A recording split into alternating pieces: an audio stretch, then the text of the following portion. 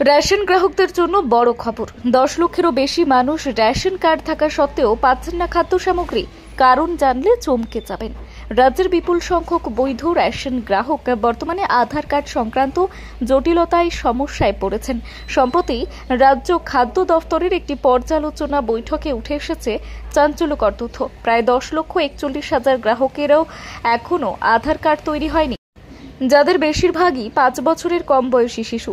এছাড়াও আধার কার্ড থাকা সত্ত্বেও প্রায় 22,286 জন গ্রাহকের বায়োমেট্রিক যাচাই সম্পন্ন হয়নি।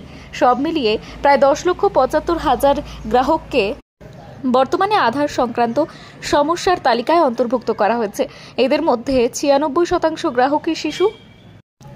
আধার বাধ্যতামূলক, কিন্তু কেন? রেশন বন্টন স্বচ্ছতা আনতে প্রতিটি গ্রাহকের আধার নম্বর যুক্ত করা এবং বায়োমেট্রিক যাচাই বাধ্যতামূলক করেছে খাদ্য দফতর। কেন্দ্রীয় সরকার এবং এই প্রক্রিয়াকে সমর্থন করেছে।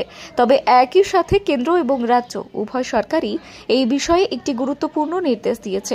শুধুমাত্র আধার না থাকা বা বায়োমেট্রিক যাচাইয়ে ব্যর্থতার কারণে কোনো বৈধ গ্রাহক যেন খাদ্য সামগ্রী থেকে বঞ্চিত না হয়। বাস্তবে কি ঘটছে? নির্দেশনা থাকা সত্ত্বেও বিভিন্ন জায়গায় আধার না থাকা বা যাচাই করতে না পারার কারণে কিছু গ্রাহক রেশন সামগ্রী পাচ্ছেন না বলে অভিযোগ উঠেছে। এই বিষয়টি সামনে আসার পর নড়ে চড়ে বসে রাজ্য প্রশাসন। খাদ্য দফতর সমস্ত জেলা শাসককে চিঠি পাঠিয়ে নির্দেশ দিয়েছে সমস্যাগ্রস্ত গ্রাহকদের দ্রুত চিহ্নিত করতে হবে এবং তাদের জন্য বিকল্প ব্যবস্থার মাধ্যমে খাদ্য সামগ্রী সরবরাহ করতে হবে। দফতরের হিসাব অনুযায়ী রাজ্যের মোট রেশন গ্রাহকদের মধ্যে 98.76% সঙ্গে আধার নম্বর যুক্ত করা সম্ভব হয়েছে। এর মধ্যে আবার 98.28% গ্রাহকের বায়োমেট্রিক যাচাইও সম্পূর্ণ হয়েছে। যদিও ঝাড়গ্রামের বিনপুর 2 নম্বর, কোচবিহারের হলদিবাড়ি এবং আলিপুরদুয়ারের কুমারগ্রামের মতো কিছু ব্লকে যাচাইয়ের হার এখনও গড়ের নিচে রয়েছে। সমস্যা কোথায়? খাদ্য দফতরের এক আধিকারিক নাম প্রকাশ না করার শর্তে জানিয়েছেন, এই ধরনের সমস্যায় প্রধান কারণ প্রযুক্তিগত সীমাবদ্ধতা এবং আঙুলের ছাপ না মেলা। বিশেষত বয়স্কদের ক্ষেত্রে অনেক সময় আঙুলের ছাপ মেলে না, যা যাচাই প্রক্রিয়াকে আটকে দেয়।